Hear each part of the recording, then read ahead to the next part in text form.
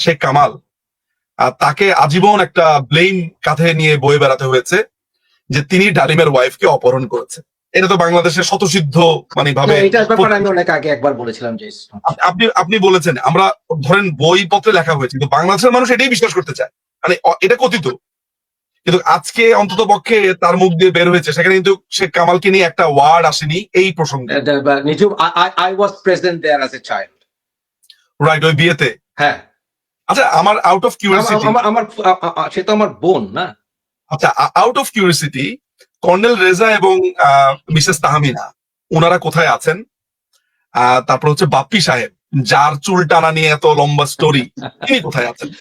তিনি কোথায় বেঁচে আছেন নাকি? প্রথমত হচ্ছে আমি জানি না, আমি ডিসকানেক্টেড, আমি জানি না। তবে আমি যেহেতু ওই সময় শিশু ছিলাম, বা এতটুকু মনে আছে যে ওইখানে আমি ছিলাম, ওখানে যে ঘটনাগুলো বাজারে ছড়িয়ে আছে, যে শেখ কামাল তুলে নিয়ে গেছে, এগুলো একেবারে ডাহা মিথ্যা কথা। কারণ আমাকে কারো কাছ থেকে শুনতে হবে না। আমি কিন্তু মেজর ডালিম বলার আগেই, তুমি নিশ্চয়ই দেখেছিলে ভিডিওটা, আমি কিন্তু বলেছি এটা ডাহা মিথ্যা কথা। কিন্তু এটা অ্যাটলিস্ট এই বিষয়ে কিন্তু উনি বলেননি। থ্যাংক ইউ ভেরি মাচ, এই বিষয়েও তো থ্যাংক ইউ। হ্যাঁ, মানে এই ব্যাপারটা অনেকের কাছে, মানে আমার কাছে একটু জানতে ইচ্ছা করে যে যারা এতদিন ধরে শেখ কামালকে নানান ভাবে গালিগালাজ করতো যে তিনি মেজর ডালিমের ওয়াইফকে অপহরণ, এটা একেবারেই ভিত্তিহীন। আচ্ছা, এখন এই ঘটনাটা উনি ওনার বইতে যেই বর্ণনা দিয়েছে, এই পুরো ঘটনাটা, সেইটার সাথে আজকের বর্ণনার কিছু মিল আছে এবং কিছু অমিল আছে, এবং কিছু জিনিস তিনি বলেন নাই। বঙ্গবন্ধুর বাড়িতে কিন্তু আমি ওনার বইতে যেটা বলেছি যে জামাত যেটা বলাতে চেয়েছিল সেটা বলাতে চাইছে, রাইট, এক্স্যাক্টলি। বঙ্গবন্ধুর বাড়িতে যে মিটমাটটা হলো, মিটমাট ঠিক না, একটা প্রতিশ্রুতি দেওয়া হয়েছে যে গাজী গোলাম মোস্তফার বিচার হবে। আপনি কিন্তু একটু মনোযোগ দিয়ে শুনবেন, আমার ভুল থাকলে আপনি ধরা দিবেন। তার বইয়ের ভিতরে, মানে তার বইটা হচ্ছে এইটা, এই যে যা দেখেছি, যা বুঝেছি, যা করেছি, এই বইটা। এই বইয়ের ভেতর থেকে কোট করে যেটা লেখা আছে সেটা হচ্ছে যে একটা পর্যায়ে কন্যা সম্প্রদান তো বলেছে, যা গাজী তুই ওই বাড়িতে যাবি, ওই মেয়ে উঠা দিবে, তুই এখানে থাকবি। তখন যে নিম্মি, তিনি রাজি হন নাই, বলছে যে না, গাজীর যাওয়ার দরকার নাই, কেউই যাওয়ার দরকার নাই। তো বলছে যে আমি গাজীর বিচার করব, গাজীর প্রপার বিচার হবে, তোমরা এখন তো মোটামুটি ক্ষমা চাইছে গাজী। ক্ষমা চাওয়ার পরে গাজীর বিচার প্রক্রিয়া শুরু হবে, মানে ওই রাতের কথা, গাজীর বিচার প্রক্রিয়া শুরু হবে। এখন মনে করেন যে আমার সাথে আপনার একটা প্রবলেম হলো, বা আমার সাথে না, আপনার এক ছোট ভাইয়ের সাথে আমার মারামারি হয়েছে। আমি ওই ছোট ভাইকে ধরেন তুলে নিয়ে গেছি পিস্তলের মুখে, কোনো না কোনো ভাবে আপনার কাছে জিনিসটা আসছে, আমিও আপনার ছোট ভাই, আবার সেও আপনার ছোট ভাই। বিচারটা আপনি এইভাবে করে দিলেন যে নিঝুম তুমি সরি বলো, আমি সরি বললাম, এবং ও দাবি করলো যে না, সরি বললে হবে না, প্রপার বিচার হইতে হবে। আপনি এটাও বললেন, সরি তো বলছে, কালকে নিঝুমের এইটার ব্যাপারে আমরা একটা বিচার করব এবং আমরা এই বিচারের রেজাল্ট আমরা জানা দিব। তো পরের দিন সকালবেলাতে আপনার ছোট ভাই গিয়ে যদি যায়া আপনার আরেকটা দাবি তোলে যে না না, আমি কিছুই মানি না, আমাকে এগুলা করতে হবে, মোফাসিল ভাইকে শুদ্ধ ক্ষমা চাইতে হবে, আপনি কেমন ফিল করবেন? যেহেতু মোফাসিল ভাইয়ের ছোট ভাই, মানে আপনি ব্যাপারটা সিচুয়েশন বুঝছেন তো? আপনার রাইট। তো তার বইটার ভেতর আমি যেটা পাই, সেখানে যেটা হয়েছে যে বঙ্গবন্ধু তাকে বলছে যে আমি এটা বিচার করব, এভরিথিং সর্টেড। তারা ফিরে গেল হচ্ছে লেডিস ক্লাবে, বিয়ে হলো, শাদী হলো, সবাই যে যার মতো বাসায় চলে গেল, কাহিনী খতম। পরের দিন থেকে গাজীর ব্যাপারে তদন্ত শুরু হবে, তার বিচার প্রক্রিয়া শুরু হবে, সে কি করেছে, কেন করেছে, তার ছেলেপেলের বিচার হবে, যারা যারা ওইখানে গেছে। এরপরে উনি বললেন, উনার ভাষ্য অনুযায়ী, পরের দিন যখন আমি ক্যান্টনমেন্টে গেলাম, আমাকে তখন মেজর হাফিজ সবাই মিলে ঘিরে ধরলো, না না এভাবে তো হতে পারে না, মানে তারা উস্কাচ্ছে কিভাবে দেখেন, তাকে এইভাবে উস্কানো শুরু করলো যে আপনি এত সহজেই মেনে নিবেন, এটা হতে পারে না, এটা আপনি কোনোভাবে মানবেন না, এটা একটা বিচার চাই, এটা লিখিত ক্ষমা চাইতে হবে, এবং 3টা শর্ত দিল। একটা শর্ত হলো তার সংসদ সদস্য পদ বাতিল করতে হবে। 2 নাম্বার হলো, এখানেই আছে, আমি এতক্ষণ বসে বসে এই পয়েন্ট গুলো দেখলাম আসলে, হ্যাঁ, সেখানে এখানে 3টা পয়েন্ট বলেছে। গাজীকে তার সংসদ পদ এবং অন্যান্য সমস্ত সরকারি পদ থেকে এই মুহূর্তে অব্যাহতি দিয়ে তাকে তার অবৈধ অস্ত্রধারীদের অবিলম্বে আর্মির হাতে সোপর্দ করতে হবে প্রধানমন্ত্রীকে, যাতে করে আইন অনুযায়ী তাদের সাজা হয়, নাম্বার 1। এখন আপনি আমাকে বলেন তো, গাজীকে তার সংসদ সদস্য পদ এবং অন্যান্য সমস্ত সরকারি পদ থেকে এই মুহূর্তে অব্যাহতি দিয়ে তাকেও তার অবৈধ অস্ত্রধারীকে অবিলম্বে আর্মির হাতে সোপোর্ট করতে হবে। আচ্ছা, আর্মির হাতে তুলে দিতে হবে কেন? প্রথমত হচ্ছে আর্মির হাতে তুলে দিতে হবে কেন, আর দ্বিতীয়ত হচ্ছে সংসদ পদ বাতিল কিভাবে করবে না ধরেন আপনি ধরেন আমি ধরেন যুক্তির খাতিরে ধরলাম যে তদন্তে প্রমাণিত হলো। এখন মনে করেন যে আপনি যদি একটা কিছুর সুষ্ঠু বিচার চান, হুম আপনি যদি মৌখিকভাবে বিচার করেন, তাহলে গাজী গোলাম মোস্তফা যদি কোনোদিন বলে বসে যে নেতা আমি অপরাধ করেছি, এইটা আপনাকে বলেছে হচ্ছে ডালিম এবং তার ওয়াইফ, রাইট আমি আজকে এখানে বললাম যে আমি অপরাধ করি নাই, এখন দুই রকমের কথা হলো না? হ্যাঁ তাহলে নিয়মটা কি? তদন্ত হওয়া। হ্যাঁ তো অফকোর্স ইউর ওয়ার্ডস অ্যাগেন্স্ট মাই ওয়ার্ডস। আপনি একদিকে সুষ্ঠু বিচার চাবেন, হুম। আবার অন্যদিকে এর ধরে যে তাল গাছটা আপনার বলবেন, তা তো হতে পারে না। হ্যাঁ, সুষ্ঠু বিচার বিচার মানে রায় বলে দিলাম। তদন্ত।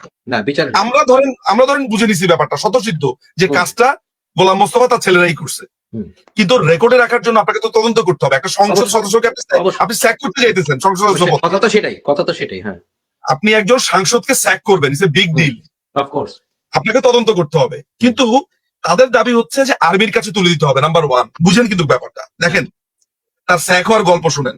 নাম্বার টু, গত রাতের সমস্ত ঘটনা সব প্রচার মাধ্যমগুলোর মাধ্যমে দেশের জনগণকে অবগত করার অনুমতি দিতে হবে প্রধানমন্ত্রীকে। কারণ মানে এই কাণ্ডটা যে ঘটেছে এটা সমস্ত পত্রিকাতে প্রচার করতে হবে। কেন? দাবি শোনেন। 3 নাম্বার, যেহেতু গাজী আওয়ামী লীগের সদস্য, সেই পরিপ্রেক্ষিতে পার্টি প্রধান হিসেবে প্রধানমন্ত্রীকে ব্যক্তিগতভাবে মেজর ডালিম ও তার স্ত্রীর কাছে ক্ষমা চাইতে হবে। Doesn't make sense. আমি একেবারে নির্মোহভাবে যদি আলোচনা করি, এখানে যেসব দর্শকরা দেখছেন বা সকালে ঘুমের থেকে উঠে আরো মানুষ যারা দেখবেন, তাদের কাছে আমার একটা বিনীত প্রশ্ন।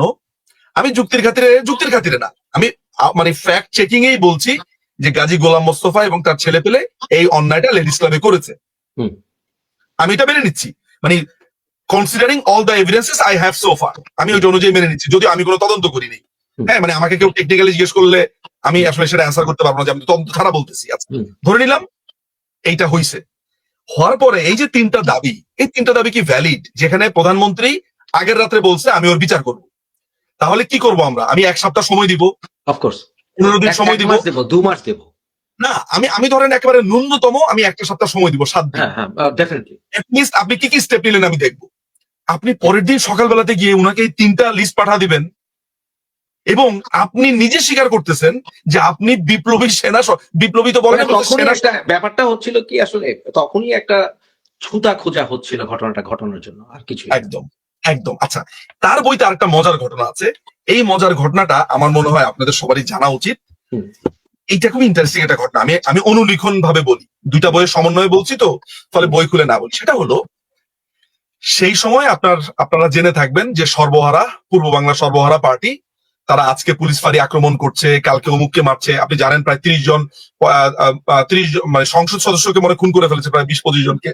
তারপরে কাউন্সিলর, মেম্বার টেম্বার, মানে ক্রমাগত খুন হচ্ছিল। এত খুনের পরেও হচ্ছে আপনার শিয়া সিকদার বিপ্লবী। আচ্ছা, শিয়া সিকদার খুবই বিপ্লবী। আজ পর্যন্ত আমি কারো মুখে বাংলাদেশে যারা সমালোচনা করে শুধু আমি শুনি যে শিয়া সিকদারকে মেরে ফেলেছে। সাবভার্সিভ অ্যাক্টিভিটিস জন্য তুমি টেররিজম জন্য কি করবে? That's the word, subversive activities. একটা মানুষকে আমার জীবনে আমি বলতে শুনলাম না। সবচেয়ে ইন্টারেস্টিং একটা আছে, আমি আপনাকে মনে হয় এখনই একটু বলা ভালো, একটু বইটা আমি আনি, তা না হলে মোমেন্টামটা নষ্ট হবে। সেটা হচ্ছে মারুফ রসুলের একটা বই আছে, আমি বইটার নাম বলি, আসলে আমাদের দর্শকদের জন্য এটা জরুরি। আপনারা কারো যদি পক্ষে সম্ভব হয়, এই দর্শকদেরকে বলছি, বাকশালের আদ্যপান্ত, এই বই মারুফ রসুলের পাঞ্জেরি প্রকাশনী থেকে বের হয়েছে। এই বইটা পড়ে আমি না একটু চমকা উঠছিলাম। এই কারণে চমকা উঠছে, আমি আসলে এত কিছু জানতাম না। এখানে একটা মারুফ রসুল একটা দীর্ঘ লিস্ট দিছে যে শিয়া সিকদার কাকে কাকে খুন করেছে আওয়ামী লীগের। এবং আমি আরেকটা বই পড়লাম, মুনির মুর্শিদের লেখা একটা বই, সে হচ্ছে নিজে আপনার পূর্ব এই শিয়া সিকদারের পার্টি করতো। আরেকজন ভদ্রলোক আছে, তার হচ্ছে রইসউদ্দিন আরিফ, আন্ডারগ্রাউন্ড জীবন সমগ্র, 3টা আছে, 1, 2, 3। এই বইগুলো পড়ে আমি দেখলাম যে শিয়া সিকদার ওয়াজ এ সাইকো। যোগ করি তোমাকে এখানে, সেটা হচ্ছে আমি এই কানাডাতে একাধিক মানুষের সাথে আমার সাক্ষাৎ হয়েছে যারা কিন্তু শিয়া সিকদারের বাহিনীতে ছিল, রাইট, এবং তারা কিন্তু নিজেরা স্বীকার করেছেন যে সিরাজ সিকদার যা করছিল, শুধু সিরাজ সিকদার না, তারা এখানে দাদা ভাইকেও এনেছিলেন। হ্যাঁ, এদের সবাইকে নিয়ে ওনারা কিন্তু বলেছেন যে দেশটাকে কিন্তু জাহান্নামের দিকে ঠেলে দিচ্ছিল তারা। এটা কিন্তু তারা নিজেরা একেবারে তাদের মুখের কথা আমি বলছি তোমাকে, আমার এই রুমেই কিন্তু তারা এসে আলাপ করেছিল। অতএব Right. এতে কোনো সন্দেহ নেই যে সিরাজ শিকদার যা করছিল এটা টোটালি যে কোনো গভর্নমেন্ট, পৃথিবীতে যে কোনো গভর্নমেন্ট যে তাকে নিয়ন্ত্রণ করে, একজন সশস্ত্র টেরোরিস্ট তাকে নিয়ন্ত্রণ করার জন্য যে কোনো স্টেপ নেওয়াটা জরুরি ছিল। না, আমার কাছে সবচাইতে ভয়ঙ্কর যে ব্যাপারটা হয়েছে সেটা হলো যে এই বই আমি পাতা উল্টাই আর দেখি খালি মানে আজকে 13 জনকে নিহত, কালকে অমুক সংসদ সদস্যকে নিহত, অমুক পুলিশ ফাঁড়ি পুড়িয়ে দিয়েছে। কৃষকদেরকে নিয়ে কি করছো দেব, কৃষকদেরকে নিয়ে এবং মজার ব্যাপার হলো যে উনি যখন মুক্তিযুদ্ধ করছিলেন পেয়ারা বাগানে বরিশালে, হুম। সেখানে তিনি পাকিস্তান বাহিনীকেও মারছে আবার মুক্তিযোদ্ধাদেরকেও মারছে। হ্যাঁ। তো অদ্ভুত লোক। হুম। এবং তার পার্টিতে কোনো মেয়েকে তার পছন্দ হলো, সাথে সাথে সে তার হাজবেন্ডকে মানে ওই ভদ্র মহিলার হাজবেন্ডকে সে শ্রেণী শত্রু ঘোষণা দিয়ে তাকে মেরে ফেললো।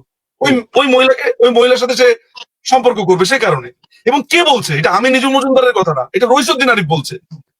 আমার কাছে সাক্ষী আছে, আমার কাছে জীবিত, দে আর স্টিল অ্যালাইভ। এই লোক মানে এখন আচ্ছা শিয়া সিকদারের প্রসঙ্গটা আসছে। এখন শিয়া সিকদার হচ্ছে একটা খুনি সন্ত্রাসী, ওয়ান্টেড, ডেফিনেটলি, নো ডাউট। ভয়ঙ্কর ভয়ঙ্কর ভয়ঙ্কর একটা লোক। আচ্ছা, এসপি মাহবুব একদিন ডালিমকে ডাক দিল। এসপি মাহবুব ডালিমকে ডাক দিল। ভেরি সরি, আমার মুখে হাসি চলে আসছে, আমি ভেরি সরি। কেন? এসপি মাহবুবও তোমার ভাবির খুব ক্লোজ রিলেটিভ। ও আচ্ছা, কি হন সম্পর্কে আমি আসলে জানি না। যাই হোক কিন্তু আমরা just put it this way, we are comfortable about it, go on. Right, okay. SP Mahbub সাহেব যেটা হলো যে মানে এই ডালিমের খুবই ক্লোজ ফ্রেন্ড, এটা হচ্ছে তার ভাষা। এবং এসপি মাহবুবের বইটাও আমি পড়েছি, দুজনের কথাই মিলে যায়, তারা খুবই ক্লোজ ফ্রেন্ড ছিল, ইউ নো ইট। তো এসপি মাহবুব ডালিমকে ডাক দিয়ে বললো যে ডালিম লিসেন, তুমি যেগুলা করতেছো এগুলা কিন্তু কাজগুলো ঠিক হচ্ছে না। বলছে আমি কি করছি? বলে দেখো তুমি সার্ভিস একটু বলি নিজু। হ্যাঁ, মানে দর্শকরা অনেকে ভাবতে পারে যে আমরা এই বিষয়টা, তুমি যেটা বলবে সেটা কি ভেরিফায়াবল কিনা। হ্যাঁ, এটার জন্য অন্য কোনো কারণ। জি শিওর। এসপি মাহবুবের ওয়াইফের নাম কি? ঝুমুর ভাবি। ওকে, এসপি মাহবুবের আমার বোনের ভাসু। যাই হোক, এনিওয়ে এসপি মাহবুবের ভাতিজা কি আমার বাসায় এসছে? হ্যাঁ, ওকে, আমার আপনারা খুবই ক্লোজলি কানেক্টেড। আমার বড় বোনের দেবর। ও আচ্ছা আচ্ছা, তাহলে তো মানে আপনার একদম একদম মানে বড় বোনের দেবর মানে হচ্ছে আপনার সম্পর্কে কি হয় তাহলে? খুবই ক্লোজ। হ্যাঁ, সুতরাং তুমি যা বলছো, এবং ডালিম তো আমার সেকেন্ড কাজিন, তুমি যা বলছো একেবারে সত্য, এটা চ্যালেঞ্জ করার কোনো উপায় নেই। গোন। রাইট। এসপি মাহবুব আপনার ডালিমকে ব্যক্তিগতভাবে ডাকলো, কারণ যেহেতু তারা বন্ধু, ডেকে বললো যে ডালিম দেখো, আমরা শিয়া সিকদারের বেশ কিছু বড় বড় নেতাদেরকে ধরেছি, তাদের ডায়েরির মধ্যে তোমার নাম পাওয়া গেছে।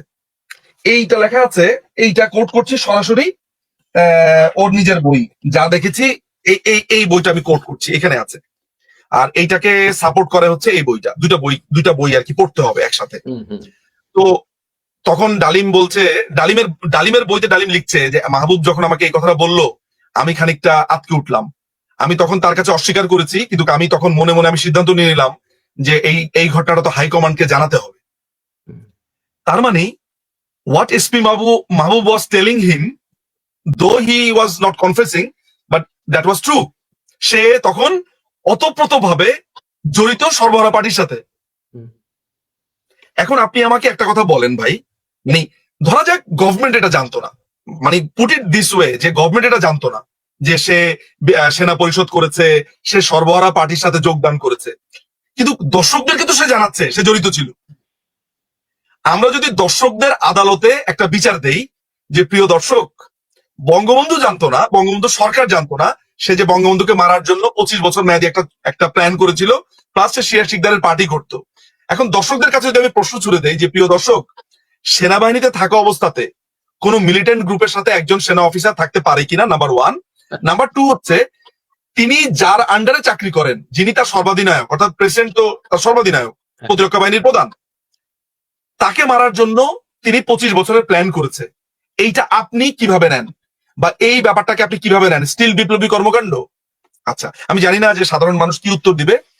তার মানে হচ্ছে যে ডালিম আজকে যেই বক্তব্যটা দিয়েছে লাইভে, তার যে শরীরের অন্ধকার বা তার জীবনের অন্ধকার, এই অন্ধকার সম্পর্কে তো আমরা কিছুই জানতে পারলাম না। শুধু আমরা একটা জিনিসই বুঝলাম যে চাও অবশ্যই আমি জানতে চাই। আমি আচ্ছা, তার প্রথম একদম অন্ধকার একটু একটু না, মাঝে মাঝে দু একটা অন্ধকার ঢুকিয়ে দিই। মহাকার ভাই তার ক্যারেক্টার সম্পর্কে জানতে চাই, কারণ আমি আমি দু একটা অন্ধকার ঢুকিয়ে দিচ্ছি, দু একটা অন্ধকার এনাফ ইজ এনাফ। আপনি আজকে তরুণদের উদ্দেশ্যে, আপনি আজকে যেমন তারা এটা দেখিয়েছে, আপনি তার, যেহেতু আমাদের আর কোনো সোর্স নাই এখন, আপনি সোর্স ফ্যামিলি মেম্বার হিসেবে আজকে আপনি এই তরুণদেরকে বলেন। আমি আমি দু একটু আমি একটা কথা বলি, প্লিজ তাকে মেজর ডালিম বলবা না, তাহলে আমাদের আর্মিদের বদনাম হবে। ওর আচ্ছা। মতো বাজে লোকের নাম। আচ্ছা আচ্ছা ঠিক আছে, আমি বলি। প্রথম কথা হচ্ছে মেজর ডালিম যে কিনা আজকে ইসলামিক মৌলবাদীদের বড় বন্ধুতে পরিণত হয়েছে, জামাতের বড় বন্ধু শুভাকাঙ্ক্ষীতে পরিণত হয়েছে, সেই মেজর ডালিম নিম্মি ভাবি, বা নিম্মি ভাবিকে শ্রদ্ধা দিয়ে বলবো, কারণ নিম্মি ভাবি তো আর এখানে এলো না, ওনারা যে রেগুলার মদ্যপ ছিলেন যখন কিনা বঙ্গবন্ধুকে হত্যা করেছিলেন, এটা কি আপনারা জানেন? আমার কাছে এমন ছবি আছে যেখানে ওনারা বিয়ার হাতে নিয়ে মাতলামি করছেন। এবং নিম্মি ভাবি, যদি মেজর ডালিম অস্বীকার করতে পারেন আমি ছবিটি প্রকাশ করি। কিন্তু ভাই কথায় কথায় তো মাশাল্লাহ ইনশাল্লাহ আল্লাহর রহমতে উনি ছাড়া যে কোনো কথাই বলেন না। রিসেন্টলি এই বুড়ো বয়সে বদমাশি করেছেন, এবং উনি যে স্কাইপে ওই মহিলার সঙ্গে ছবি সহ প্রকাশিত হয়েছেন, আমি অচিরেই সেটাও প্রকাশ করে দেব। সুতরাং যে কিনা এই লেভেলের বদমাশ, যদি উনি অস্বীকার করেন, উনি একটা কাজ করুক, যে কোনো জামাতি, উনি তো এখন জামাতিদের খুব বড় বন্ধু, এবং এই সমন্বয়কারীরা বোধহয় তার কাছে তাকে হিরো মনে করে, তারা জাস্ট সিম্পলি এসে বলবে মেজর ডালিম যে আমি কোন মেয়ের সাথে ফষ্টি নষ্টিতে জড়িত নই, ছিলাম না গত কয়েক বছর, এবং আমি ইয়াং বয়সে মদ্যপ থাকতাম না, আমার স্ত্রীও মদ খেত না, তাল তাল তাল টক্কর থাকতো না, বলুক, আমি প্রমাণ করে দেব। এটাই হচ্ছে তাদের আলেমদের রূপ। হঠাৎ করে ভোল পাল্টে উনি একেবারে এখন জামাতিদের উপর নির্ভর করে উনি এখন বাংলাদেশে হিরো হতে চাইছেন। একটু দিলাম নিজু। না, থ্যাংক ইউ সো মাচ। এটা এটা তো খুবই শকিং, এবং আমার ধারণা একটা ব্যাপার কি যে আমি আসলে এই প্রজন্মের যারা যারা আছে তাদেরকেও দোষ দেই না, আবার একদিকে আমি প্যারেন্টসদের দিকে। তুমি ঠিক আছো? না, আমি ঠিক নাই তো। এটা নিজম ঠিক থাকা যায় না না না, এটা এটা এটা ডিস্টার্বিং, খুবই ডিস্টার্বিং, কারণ আমার কাছে আজকে যার বিবেক আছে, যার একটু ভালো বোঝার ক্ষমতা, সে মানুষ কখনো ঠিক থাকতে পারে না। এবং একটা জিনিস ভাবি, তোমার একটা ভাবি মজার কিন্তু ব্যাপার এখান হলো- থেকে মানে আজকে কিন্তু অনেকক্ষণ কান্না করেছে। না, এটা তো আমি একটা জিনিস দুই দর্শককে বলে নেই, নিজুম তুমি জানো, আমার দেশের মানুষ ওর জন্য ঝাড়ু নিয়ে হলো তোমার মুরব্বী।